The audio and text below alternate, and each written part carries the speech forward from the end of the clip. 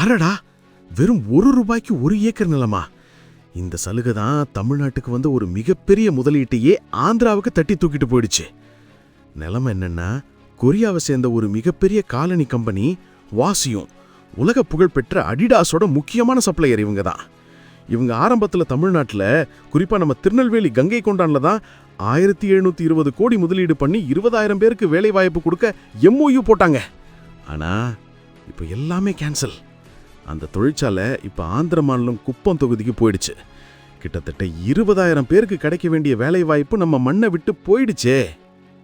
முதலீட்டை ஈர்க்கிறதுல நம்ம தமிழ்நாட்டுக்கும் ஆந்திராவுக்கும் மத்தியில் இருந்த போட்டியில் ஆந்திரா ஜெயிச்சிருச்சுன்னு சொல்கிறாங்க. சரி, எப்படி இந்த ட்விஸ்ட் ஆச்சுன்னு பார்த்தா காரணம் சிம்பிள். ஆந்திரா முதல்வர் சந்திரபாபு நாயுடு போட்ட ₹1 1 ஏக்கர் திட்டம் தான். இந்த நம்ப முடியாத சலுகை தான் அவங்கள இழுத்துடுச்சு.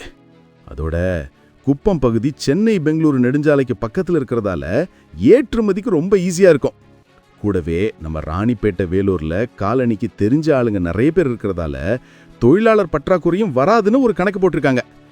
இவ்வளோ பெரிய வேலை வாய்ப்பு நம்ம ஊருக்கு வராமல் போனது நிஜமாவே ஒரு பின்னடைவு தான்.